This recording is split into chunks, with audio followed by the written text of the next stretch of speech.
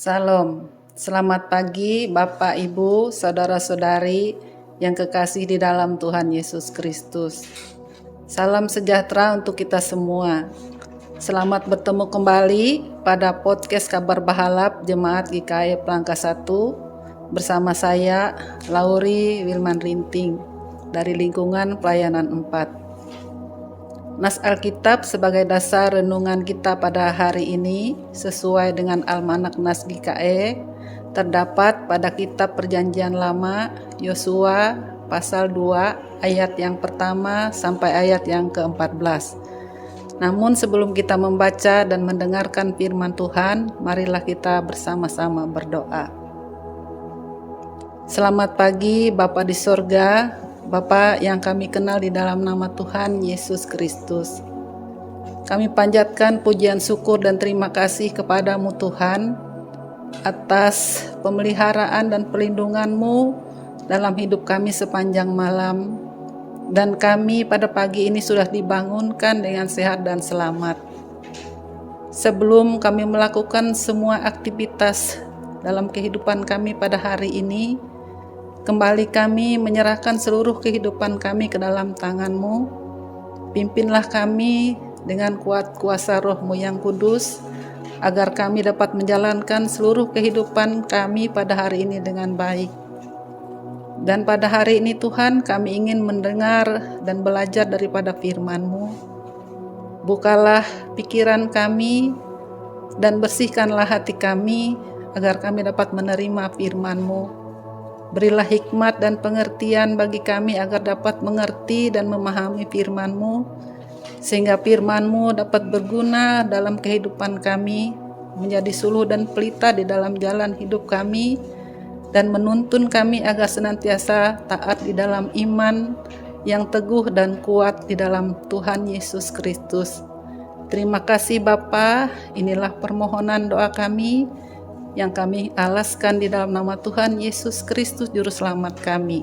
Amin. Firman Tuhan pada pagi ini terdapat dalam Yosua pasal 2 ayat yang pertama sampai ayat yang ke-14 yang berbunyi demikian. Pengintai-pengintai di Yeriko. Yosua bin Nun dengan diam-diam melepas dari Sitim 2 orang pengintai, katanya, "Pergilah, amat-amatilah negeri itu dan kota Yeriko." Maka pergilah mereka dan sampailah mereka ke rumah seorang perempuan sundal yang bernama Rahab, lalu tidur di situ. Kemudian diberitahukanlah kepada Raja Yeriko demikian, "Tadi malam ada orang datang kemari dari orang Israel untuk menyelidik negeri ini." Maka Raja Yeriko menyuruh orang kepada Rahab mengatakan, "Bawalah keluar orang-orang yang datang kepadamu itu, yang telah masuk ke dalam rumahmu, sebab mereka datang untuk menyelidik seluruh negeri ini." Tetapi perempuan itu telah membawa dan menyembunyikan kedua orang itu. Berkatalah ia, "Memang orang-orang itu telah datang kepadaku, tetapi aku tidak tahu dari mana mereka. Dan ketika pintu gerbang hendak ditutup menjelang malam, maka keluarlah orang-orang itu. Aku tidak tahu kemana orang-orang itu pergi. Segeralah kejar mereka, tentulah kamu dapat menyusul mereka." Tetapi perempuan itu telah menyuruh keduanya naik ke sotoh rumah dan menyembunyikan mereka di bawah timbunan batang rami yang ditebarkan di atas sotoh itu. Maka pergilah orang-orang itu mengejar mereka ke arah sungai Yordan, ke tempat-tempat penyeberangan, dan ditutuplah pintu gerbang segera sesudah pengejar-pengejar itu keluar. Tetapi sebelum kedua orang itu tidur, naiklah perempuan itu mendapatkan mereka di atas sotoh dan berkata kepada orang-orang itu, "Aku tahu bahwa Tuhan telah memberikan negeri ini kepada kamu, dan bahwa kengerian terhadap kamu telah menghinggapi kami, dan segala penduduk negeri ini gemetar menghadapi kamu. Sebab kami mendengar bahwa Tuhan telah mengeringkan air laut Teberau di depan kamu ketika kamu berjalan keluar dari Mesir, dan apa yang kamu lakukan kepada kedua raja orang Amori yang di seberang sungai Yordan itu, yakni kepada Sihon dan Og yang telah kamu tumpas. Ketika kami mendengar itu, tawarlah hati kami dan jatuhlah semangat setiap orang menghadapi kamu. Sebab Tuhan Allahmu ialah Allah di langit di atas dan di bumi di bawah. Maka sekarang bersumpahlah kiranya demi Tuhan, bahwa karena aku telah berlaku ramah terhadapmu, kamu juga akan berlaku ramah terhadap kaum keluargaku. Dan berikanlah kepadaku suatu tanda yang dapat dipercaya, bahwa kamu akan membiarkan hidup ayah dan ibuku, saudara-saudaraku yang laki-laki dan yang perempuan, dan semua orang-orang mereka, dan bahwa kamu akan menyelamatkan nyawa kami dari maut. Lalu jawab kedua orang itu kepadanya, nyawa kamilah jaminan bagi kamu, asal jangan kau kabarkan perkara kami ini. Apabila Tuhan nanti memberikan negeri ini kepada kami, maka kami akan menunjukkan terima kasih dan setia kami kepadamu. Demikian pembacaan firman Tuhan. Yang berbahagia ialah mereka yang mendengarkan firman Allah dan yang memeliharanya. Amin. Bapak Ibu yang kekasih dalam Tuhan kita Yesus Kristus, renungan kita pada pagi hari ini ditulis oleh Vikaris Ika Susana STH dengan tema Tuhan memakai siapa saja. Dalam realita kehidupan kita ini, pada zaman dahulu bahkan hingga zaman sekarang, keberadaan kaum perempuan masih sering dipandang dengan sebelah mata, terlebih dalam status pekerjaannya sebagai wanita panggilan. Banyak cercaan, makian, dan penghakiman yang ditujukan kepadanya. Akan tetapi, dalam hidup yang kita jalani ini, terkhusus kita sebagai manusia, bukanlah hak kita dalam menghakimi orang lain terkait apa yang ia lakukan dalam hidupnya. Seperti di dalam Yosua pasal 2 ayat yang pertama sampai 14 ini, kita diperkenalkan dengan sosok perempuan yang bernama Rahab.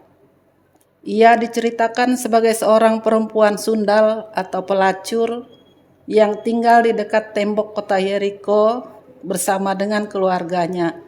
Terdapat pada ayat 1 dan ayat yang ke-13.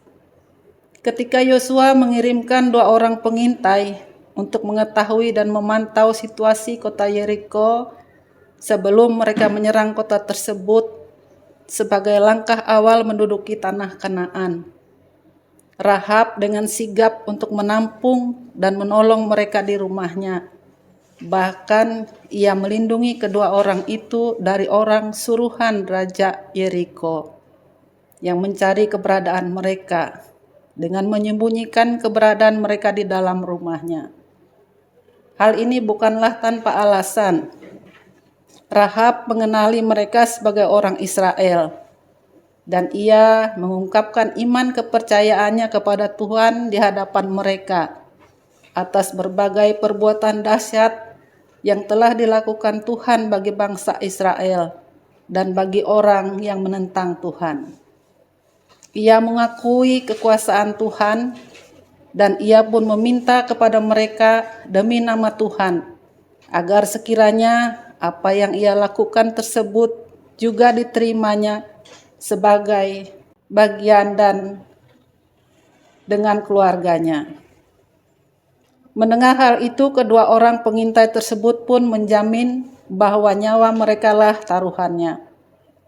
Dari cerita tentang bagaimana seorang perempuan sundal yang menyatakan iman dan juga perbuatannya, di mana ia berupaya menyelamatkan para pengintai tersebut, kita dapat melihat bahwa walaupun dunia memandang kita sebagai orang yang tidak layak, dan kotor sekalipun, Tuhan akan tetap memakai kita menjadi alat untuk menolong umat-Nya.